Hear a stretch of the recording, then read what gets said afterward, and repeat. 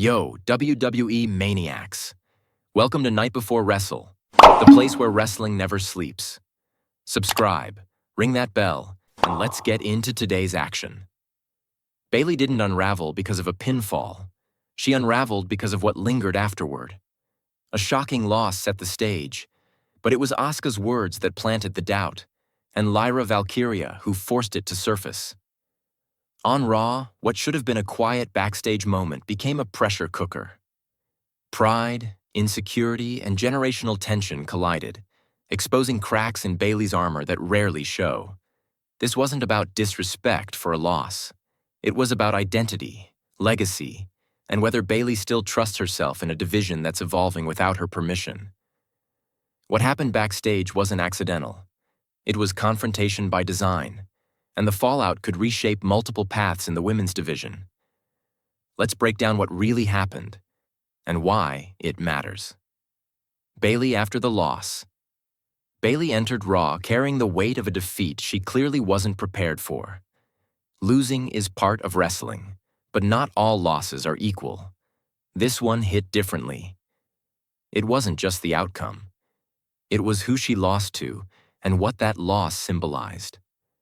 Bayley has built her career on resilience and reinvention, but Saturday's result pierced something deeper.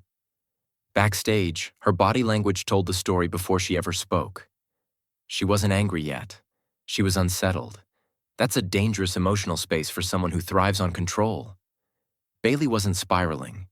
She was trying to convince herself she wasn't. The quiet moment with Maxine Dupri. Bayley's interaction with Maxine Dupri was subtle but revealing. On the surface, it was encouragement.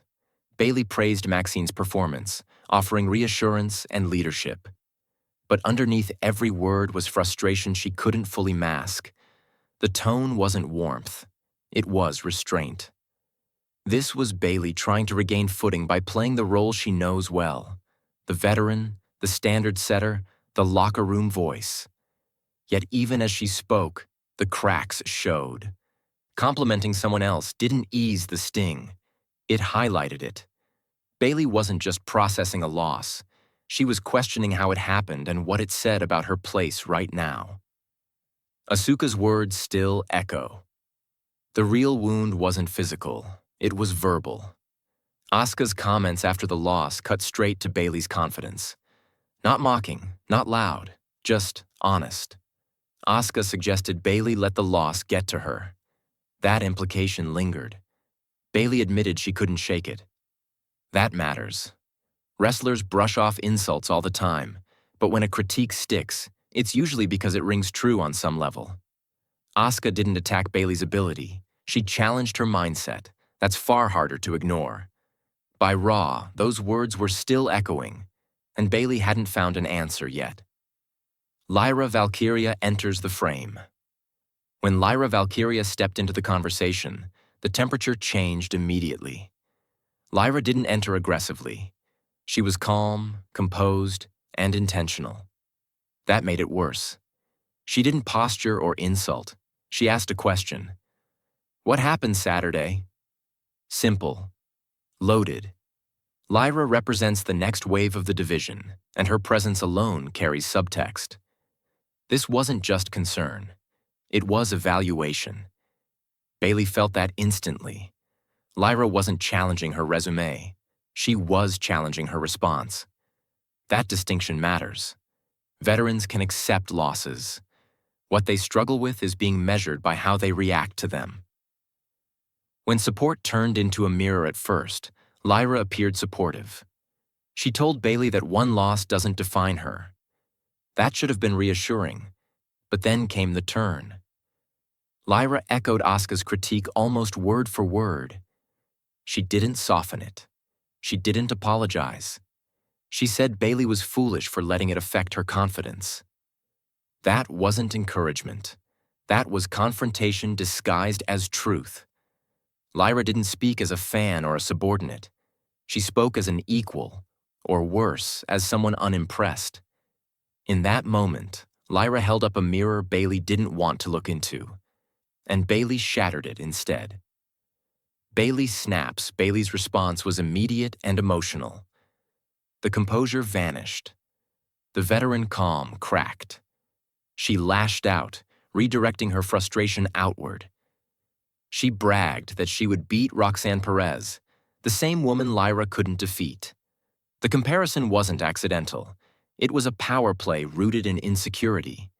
Bayley wasn't just defending herself, she was reasserting hierarchy. Then came the insult. Bayley called Lyra an idiot and stormed off. It wasn't triumphant. It was reactive. This wasn't dominance. It was someone escaping a conversation they were losing. Lyra's smile said everything. As Bayley walked away, Lyra smiled. That smile mattered. It wasn't malicious. It was satisfied. Lyra got exactly what she wanted. She exposed vulnerability. Whether intentional or instinctive, Lyra proved she could get under Bayley's skin without raising her voice. That's power. The smile suggested confidence, not cruelty. Lyra didn't chase Bayley. She didn't escalate physically. She let the moment sit. In wrestling storytelling, restraint often speaks louder than aggression. Lyra walked away looking composed. Bayley walked away rattled. The visual told its own story. Did Lyra cross a line? This is where the debate begins. Did Lyra go too far, or did she say what Bayley needed to hear? From one angle, Lyra lacked respect for a veteran who's earned it. From another, she treated Bayley like any other competitor. No special treatment, no excuses. WWE often explores generational tension through moments like this. The rising star doesn't bow. The veteran bristles. Lyra didn't insult Bayley's career.